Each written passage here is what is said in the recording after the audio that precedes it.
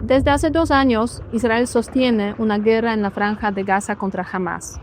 Hay mucha preocupación de la comunidad internacional por el tema humanitario y todos esperan el fin de la guerra. Este lunes, el panorama dio un giro inesperado. Acompañado por el primer ministro Benjamin Netanyahu, el presidente de Estados Unidos Donald Trump presentó un plan de paz para Medio Oriente que promete poner fin a la guerra en Gaza. Para entender el escenario y si es real la esperanza, hablamos con la doctora Indira Sánchez Bernal, profesora investigadora en el Tecnológico de Monterrey. El sufrimiento del pueblo de Palestina es horrendo, pero se abre una luz mucho mejor de la que yo me hubiera imaginado. Están ausentes las voces de los palestinos, ni siquiera como observadores. A la autoridad palestina se le presenta el plan, pero no está involucrada. Es difícil que Israel acepte de nuevo, así sin condiciones, regreso a la misma situación. Con su permiso, soy Beata Boina y hoy vamos a hablar sobre la guerra en Gaza. 2 años de guerra, pero por otra parte también esta semana el presidente Trump ha presentado un plan de paz, un plan para finalizar esa guerra en Gaza. De esos temas vamos a hablar con nuestra invitada de hoy, doctora Indira Sánchez, la profesora en Tecnológico de Monterrey, de temas internacionales, dedicada precisamente al estudio de temas relacionados con Medio Oriente. Y me acompaña también Carlos Elizondo, obviamente. Juntos vamos a intentar destrabar ese complejo tema. Y para que sea más fácil, vamos a darle cierto orden a las cosas, porque el tema genera tiene muchas aristas. Entonces, en primer lugar, vamos a tratar el asunto del balance de 2 años de guerra. Eso sería la primera parte. La segunda parte, el tema del plan de paz para Gaza, que se acaba de presentar, segundo bloque. Y finalmente, la tercera parte, las perspectivas para Israel, para Gaza, para Palestina, y quizás ampliando a todo el tema de Medio Oriente, ¿no? ¿Qué significa eso desde la perspectiva de Medio Oriente? Así que bienvenidos, bienvenidas. Indira, muchas gracias por aceptar la invitación. Y empecemos contigo. Si tú tuvieras que hacer un así breve balance de los 2 años de guerra en Gaza, ¿qué dirías? Hace 2 años precisamente estaba con ustedes en un primer podcast y ahora estamos a 2 años del 7 de octubre del 2023 con una situación muy compleja. Efectivamente, hace 2 años que platiqué en el otro podcast con ustedes, yo hablaba de que había ya dinámicas de limpieza étnica para el caso de Gaza. Y a 2 años, hace semana y media, ya Naciones Unidas reconoció que hay un proceso genocidiario en Gaza, lo cual muestra una situación muy compleja porque nos habla, por supuesto, de una población oprimida y que está en una crisis humanitaria muy grande. Podríamos dar datos, ¿no? Podríamos hablar de los datos oficiales que nos dicen que son 66,000 personas muertas, básicamente asesinadas, pero también hace muy poco en The Lancet apareció pues un estudio que hizo el doctor Gideon Polya y Richard Hill, en donde en realidad hablan de pues no solamente son los 66,000 personas muertas, ¿no? Sino que estamos hablando de 680,000 gazatíes, mujeres y hombres y niños que en realidad se encuentran desaparecidos o muertos, ¿no? ¿Por qué? Por diferentes circunstancias, privación de alimentos, evidentemente no acceso a medicamentos, condiciones básicas de vida que no están siendo garantizadas y por supuesto en las guerras siempre hay un sufrimiento mayor, ¿no? Por supuesto hay hombres y mujeres y niños, pero las mujeres llevando un peso muy grande, ¿no? Para como una resistencia de supervivencia de vida.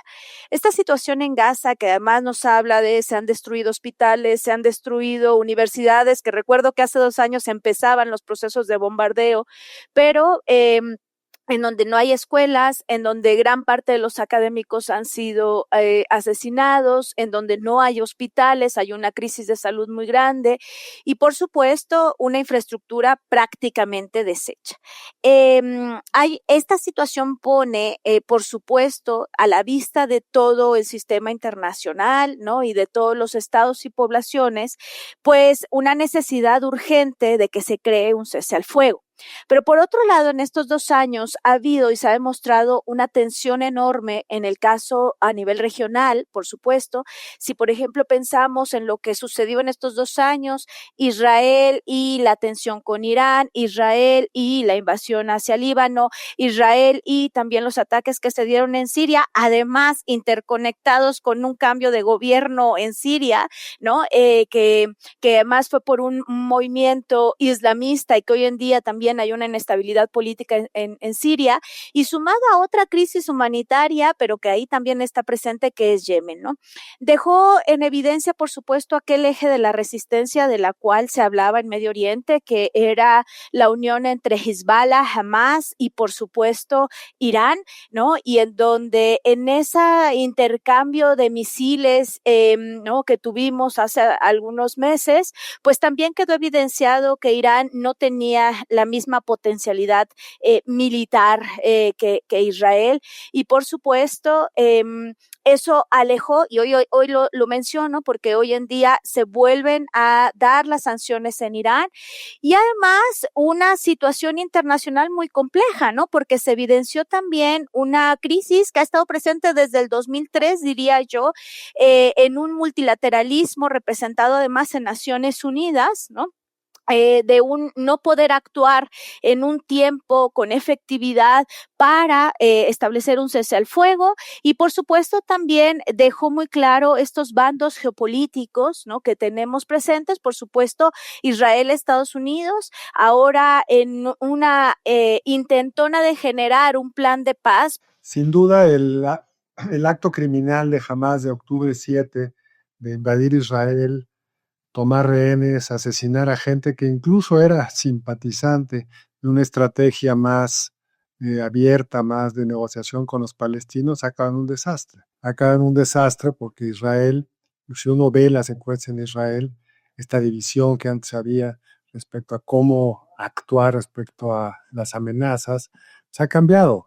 Sigue habiendo una visión pro paz, pero hay una visión que domina, que es la de Israel tiene que ser capaz de evitar situaciones como la de octubre 7. Las consecuencias son horrendas, Indira las ha descrito con mucha claridad. Ahora lo que creo que viene para tratar de entender es, en este contexto, qué espacio para la paz realmente existe. El sufrimiento del pueblo de Palestina es horrendo, pero se abre una luz mucho mejor de la que yo me hubiera imaginado. Ojo que no tengo mucha imaginación, pero lo que Trump propuso ayer, incluso si veo hoy la prensa internacional, la extrema derecha en Israel está furiosa que Netanyahu haya en principio aceptado esta ruta. Pero regresando al punto que quiere que tratemos, que quiere Beata que tratemos. Sí, el balance de los 2 años, y en ese contexto sí. El balance yo creo que es Israel tiene una superioridad militar y geopolítica que no tenía antes de octubre 7.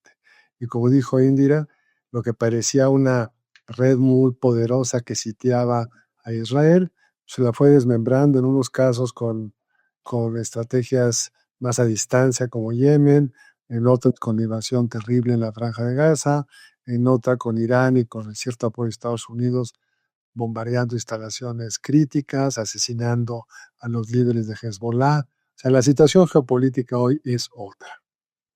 Sí, eso sin ninguna duda, lo que han estado mencionando, o sea, Israel, lo que tú acabas de comentar, Israel tiene, Carlos, Israel tiene una fuerza, sin ninguna duda, y eso lo ha demostrado a lo largo de esos 2 años. Tiene también un poderoso aliado, eso también es cierto, o sea, los Estados Unidos de Trump es un aliado pues mucho más importante para Netanyahu que la administración anterior demócrata, ¿no? O sea, recordemos que parte de esta guerra coincide con el final de Joe Biden, parte de esta guerra es la presidencia de Trump, y en ese sentido eso también tiene su relevancia probablemente para, digamos, el desarrollo de la estrategia por parte del gobierno de Israel. Ahora bien, han cambiado mucho los actores en la región, ¿no? O sea, se han debilitado los actores. Yo creo que, Indira, lo que tú has mencionado, obviamente, costo humanitario de la guerra, que todos sabemos es terrible, pero hay un reordenamiento de los actores en el contexto regional, o sea, debilitamiento de los actores como esos grupos terroristas, Hamas incluido, Hezbollah, debilidad de Irán, bueno, Siria también, o sea, no fue por culpa o por causa de Israel, otras circunstancias, pero sí se suma, digamos, a este panorama nuevo en el Medio Oriente. Y eso, pues, o sea, ¿cómo se puede leer? O sea, estamos frente a una realmente nueva situación, porque yo diría también sería interesante ver cuál es la perspectiva de los actores estatales regionales, como por ejemplo Arabia Saudita, como Qatar, que ha participado en mediaciones en ese contexto. O sea, no necesariamente tenemos un mundo árabe unido en relación con Hamás, más bien es un Nunca mundo... lo hemos tenido, ¿eh? A ver, Nunca lo hemos tenido. ¿cómo se presenta ese tema?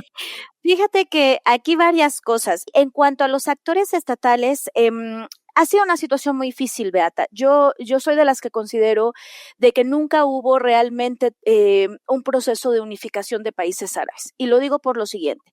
El nacionalismo árabe durante mucho tiempo puso a Palestina como una de las prioridades en defensa, ¿no? De la defensa de Palestina para tener esta narrativa del nacionalismo árabe como un elemento identitario. Sin embargo, en el fondo, cuando hubo este nacerismo, ¿no?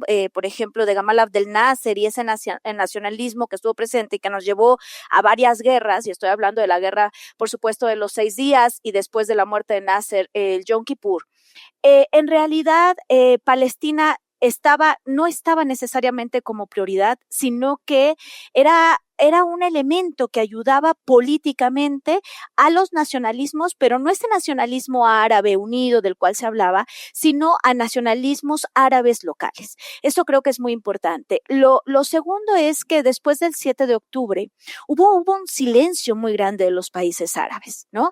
Es decir, Egipto tampoco abrió las fronteras. Jordania tampoco abrió las fronteras, por supuesto, ¿no? Cuidaron un elemento de soberanía ahí muy fuerte, y quienes estuvieron como mediadores, pues realmente va a ser Qatar y va a ser Egipto, ¿no? Qatar, con esta idea que también había tenido una rispidez muy grande con Arabia Saudita, no olvidemos que en 2015 rompieron relaciones, y que posteriormente ya con el Mundial, con una diplomacia mucho más enfocada a inscribirse en el sistema internacional, pues también Qatar entra como un país que está mediando, y que incluso el día de ayer, sin hablar del plan de paz, el día de ayer lo que se mencionaba es que las negociaciones la llevarían, lo dijo así Trump, los países árabes que han logrado milagros en ciudades y modernidad, ¿no? Entonces estamos hablando de una península arábiga, básicamente también Arabia Saudita, quien propuso el primer plan de paz junto con Francia en julio de este año. Entonces estamos hablando de Arabia Saudita, de, por supuesto, Emiratos Árabes Unidos, de Qatar, que finalmente son los países que estuvieron en una relación y que han aceptado también una economía liberal, y que no representan a Irán con un sistema, ¿no?, teocrático diferenciado, ¿no?, a esta economía liberal, y que por supuesto no representa grupos que estén vinculados con la religión, ¿no? Sí, o sea, los países que podríamos decir, los países que se están como modernizando un poco, ¿no? En sentido de que, pues, un poco alejarse, digamos, de la religión, ¿no? Del Islam. Yo no diría que se alejan del Islam, ¿no? Arabia Saudita es la guardiana del Islam, de los lugares sagrados de Meca, de Medina. Yo no diría que se alejan del Islam.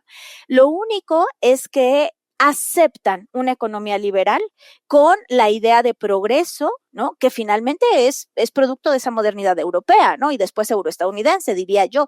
Entonces, de alguna manera se reposicionan políticamente hablando, porque además van a tener negociaciones con China, pero también con Estados Unidos. Y Emiratos Árabes Unidos, no olvidemos que se hizo una de las naciones favorecidas, por ejemplo, de Estados Unidos. Sin embargo, y Egipto, ¿no?, nuevamente intenta entrar a estas negociaciones, pero con unos pasos, diría yo, un poco lentos.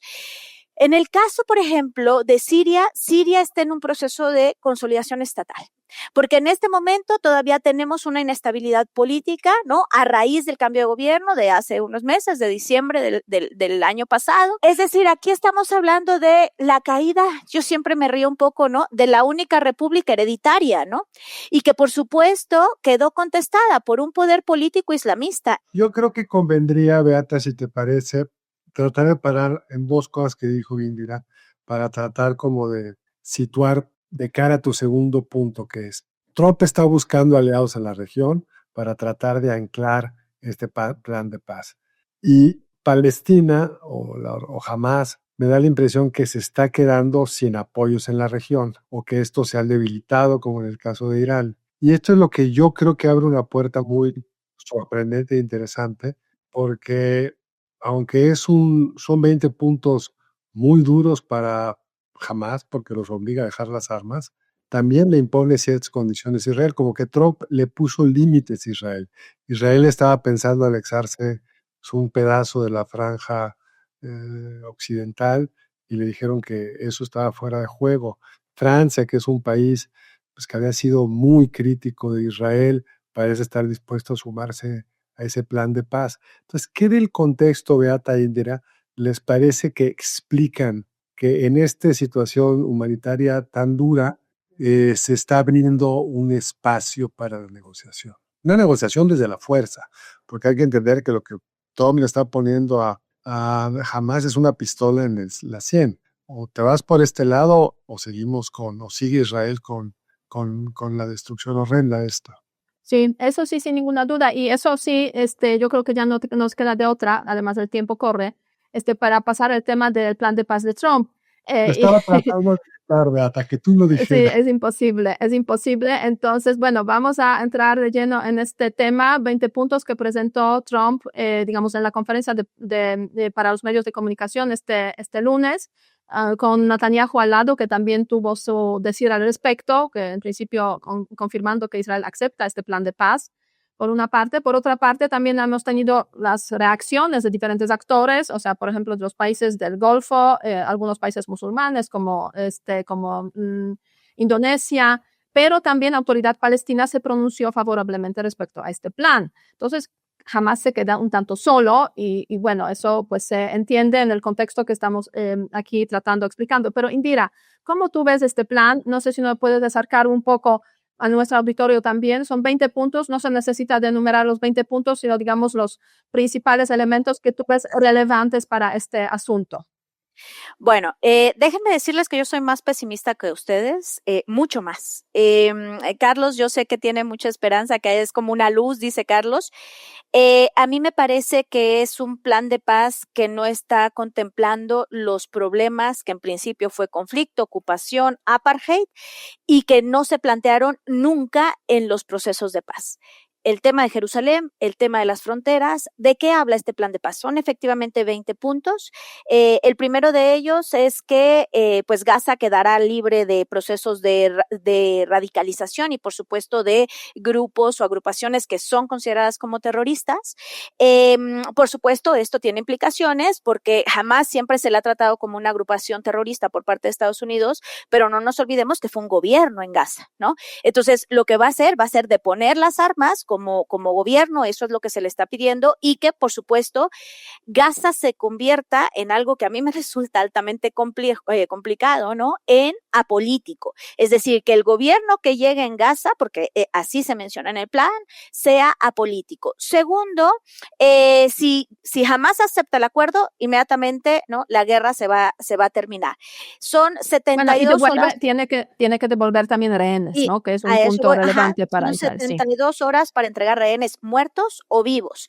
Por supuesto, digamos, como una concesión, se va a permitir que se liberen 250 presos que están condenados a pena de muerte y gazatíes específicamente, quien llevaría las negociaciones de pacificación y quien quedaría como un gobierno provisional, pero además mencionado como un gobierno tecnócrata, va a ser la Autoridad Palestina. Ahí quisiera decir algo, Autoridad Palestina que ya tenía un proceso de ilegitimidad muy fuerte, porque tanto la Autoridad Palestina como Hamás antes del 2023 tenían problemas de legitimidad política. Había una crisis política enorme tanto en la zona de Gaza como en la zona de Cisjordania.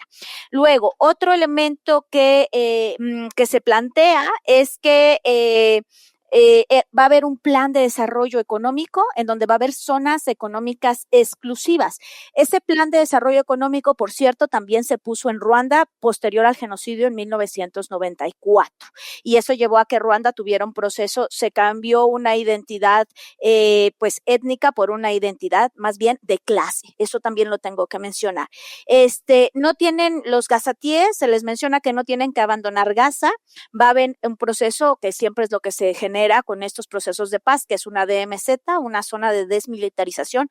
Se le van a quitar las armas por supuesto, a Hamas, ¿no? Claro, van a tener que poner las armas, pero también se prohíbe que Gaza tenga armamento. Sin embargo, esto no se le prohíbe a Israel. Eso también es importante. Yo creo que hay que situar esto en el contexto de los planes del pasado. Digamos, sí, Palestina yo creo que fue desaprovechando oportunidades donde sí se reconocía la necesidad incluso de partir Jerusalén, sí se había un espacio para... No, Carlos, ahí me vas a disculpar, pero creo que no, porque ni en Oslo 1 ni en Oslo 2 se tomó Jerusalén. A ver. Podríamos hacer un programa de eso, pero el tema es que sí, aquí hay una profundísima asimetría de poder. Ese es el punto de partida. Nos gusta o no nos gusta, a mí no me gusta, pero esa es la situación en la que estamos. Y lo que Trump le está ofreciendo es, en esta asimetría de poder, una ruta que lo primero que creo que es crucial, o no crucial, que es muy importante para los que están bajo fuego, que ya no estén bajo fuego, y dos, una ruta de un posible desarrollo, apoyo, reconstrucción, o la otra ruta, que es continuar con la guerra. Puede ser moralmente indefendible, es una pena que la ONU no tenga cómo buscar un procedimiento distinto, pero en esta realidad, a mí fue lo que me sorprendió, y en esta realidad fue lo que a mí me genera una luz de esperanza, porque creo que esa ruta es menos mala que la que se encuentra ahorita. O sea, bueno, Indira, entonces, ¿tú qué plantearías? O sea, si tú tuvieras que preparar un plan de paz para esta situación, a ver, ¿qué harías? Mira, para generar una paz, Beata, y creo que tú lo sabes, se necesita también empezar a concertar con los grupos involucrados, quienes generan las demandas. Y lo que es cierto es que palestinos y palestinas solo en los acuerdos de Oslo han participado. Los acuerdos de paz han sido Abraham y este actual acuerdo de paz, ¿no? Están ausentes las voces de los palestinos, ni siquiera como observadores. Creo que eso es muy importante. Están ausentes el gobierno de Hamas, porque tú mencionaste hace poco que Hamas llegó a gobierno electo y luego canceló las elecciones. Yo no creo que los atentados de octubre 7 representaran el deseo del pueblo de No, por supuesto que no, y eso nunca lo he justificado, ¿no? Lo que digo es que tiene que haber una parte de Palestina.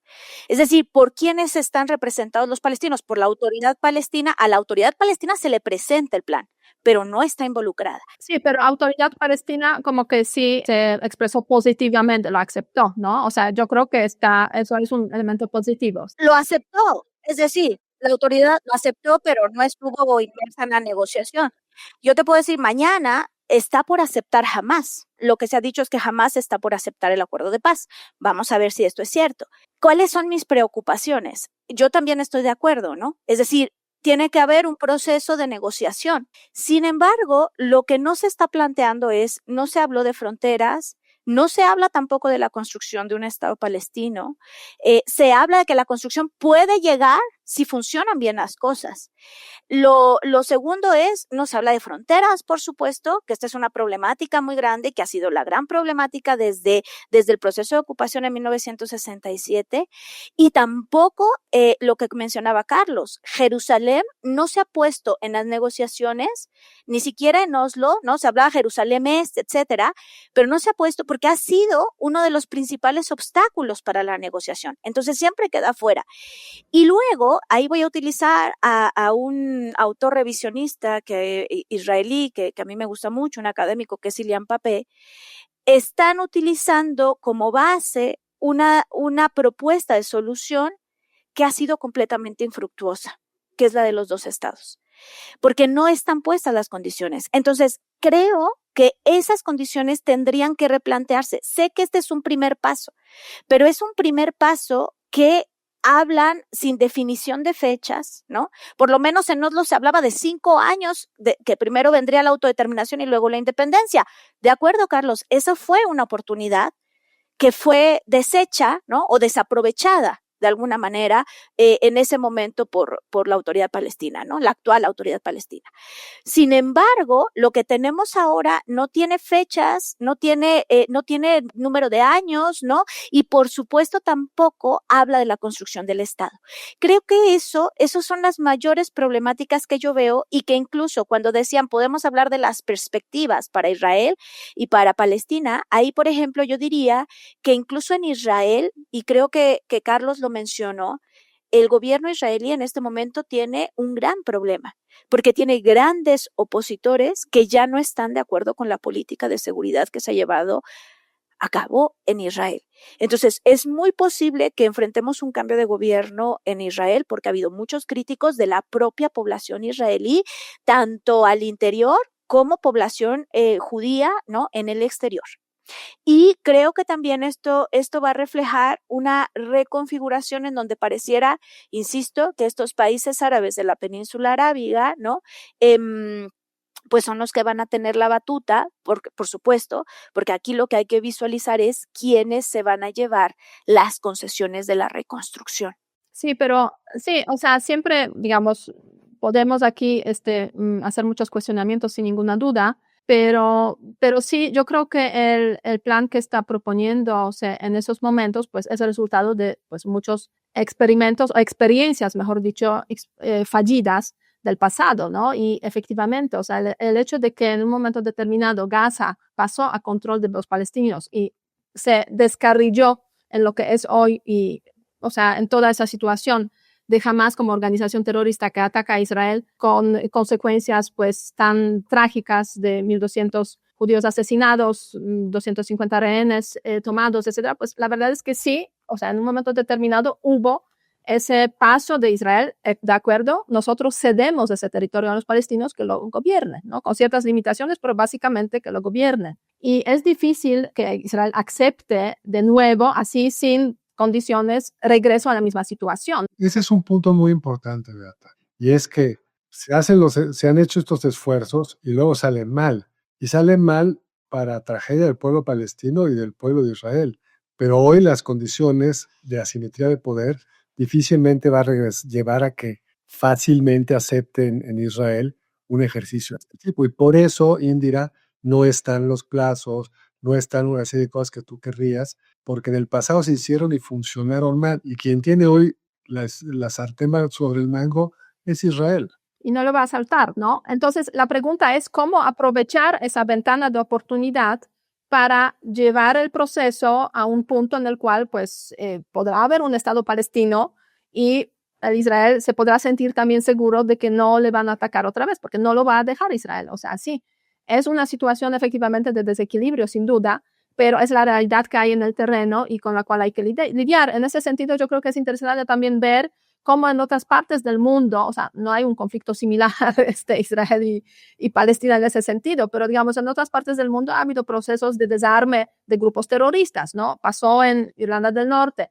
pasó, bueno, guerrilleros en Colombia. En Congo, en Ruanda. O sea, hay muchos casos de que sí, los que han estado luchando, llamándose terroristas o llamándose guerrilleros o lo que sea, contra el gobierno o contra alguna autoridad o por la independencia, la verdad es que sí han logrado algunos de ellos pasar de esa actividad, digamos, terrorista violenta a formar o sea, a ser parte de fuerzas políticas, ¿no? Otro ejemplo, caso de Bosnia y Herzegovina, con un gobierno, digamos, que sigue hasta hoy, básicamente, o sea, una autoridad externa que de alguna forma está controlando el proceso de gobernanza en el territorio para que ese territorio pues pueda funcionar sin violencia en primer lugar, porque eso es lo crucial, y ir encarrilado hacia pues una independencia, ¿no? O sea, si no hay de otra, pues a veces se buscan esos mecanismos que no son perfectos para nada, ¿no? Pero al menos pues no hay ese gran problema humanitario que estamos viendo hoy en día. por ejemplo. Ahora, lo que también es cierto es que tú mencionabas a varios conflictos, ¿no? Yo estaba pensando en Cachemira con India, Pakistán, estaba pensando en el Sáhara con Marruecos, por supuesto. Pero el caso de Palestina-Israel creo que también es muy simbólico por lo siguiente. Cuando ustedes hablan de que hubo una concesión, ¿no? En 2003, que fue con Sharon, precisamente para que Gaza quedara sin población israelí, ¿no? Dándoles la concesión de quedarse en su territorio, lo hicieron a través, o ya existía un muro, ¿no? Entonces también hubo un encarcelamiento de la población. Y lo segundo es lo difícil también, pensando incluso en Ruanda, en Congo. Yo recuerdo que en Congo tuvieron que hacer una negociación con los warlords y que incluso 4 warlords quedaron como vicepresidentes en el caso de Congo, ¿no? O en el FPR para el caso de Ruanda. En el caso también de Palestina, no olvidemos que Cisjordania tiene 200 asentamientos básicamente israelíes dentro de Cisjordania. Entonces, el problema es aún más complejo, porque estamos hablando de una ocupación territorial en Cisjordania que es innegable, que está ahí, y estamos hablando de un muro que ha dejado, ¿no? Necesariamente también a Gaza, ¿no? Y los procesos de radicalización no surgen de la nada, surgen, por supuesto, de mecanismos, y lo dijo Carlos, no dijo esto, pero sí dijo la asimetría, ¿no? De un proceso de asimetría en donde, pues evidentemente viene la radicalización porque no hay una respuesta a los procesos de pacificación. También otra cosa, tampoco olvidemos que las oportunidades no solamente las desaprovechó Palestina, también hubo agrupaciones radicales, Gush Emunim, etcétera, dentro de Israel, que provocaron la muerte de Isaac Rabin, ¿no? Creo que viéndolo como esperanza, Beata, si dejo mi pesimismo atrás, creo que base de procesos de convivencia en Ruanda, en Congo, etcétera, lo generaron las poblaciones. Creo que tiene que haber un encuentro entre poblaciones necesariamente entre Israel y Palestina, esfuerzos muy grandes para que pueda haber una dinámica de convivencia. ¿Se puede lograr? Por supuesto que sí, lo lograron en Ruanda. Y lo segundo estoy de acuerdo, este es un paso, pero es un paso que está todavía muy poco definido y que no necesariamente puede desembocar en un proceso de pacificación. ¿Tenemos ahí una puerta de esperanza? Sí, pero creo que faltan algunos elementos. Muchas gracias, Indira. No sé si, Carlos, tú quieras añadir algún detalle. Gracias. Simplemente que es enormemente complicado. Estamos en una situación donde muchos están sufriendo muchísimo y yo creo que contra lo que yo esperaba, que en algún momento parecía que lo que Trump iba a buscar era sacar a la gente de Gaza y hacer un resort turístico. Digamos, esto que propuso ayer tiene mucho más posibilidad de mejorar la situación de la gente en Gaza de lo que uno hubiera imaginado. Y que es lo que hay. Espero que los estados puedan trabajar de forma que incorporen a la población y que brinden seguridad a todas las partes. Muchas gracias a ambos, Indira, Carlos, por esas reflexiones y este análisis. Regresaremos al tema sin ninguna duda, porque es un tema que nos acompañará probablemente durante mucho más tiempo. Esperemos que no en su vertiente militar. Así que gracias y hasta la próxima semana. Hasta luego.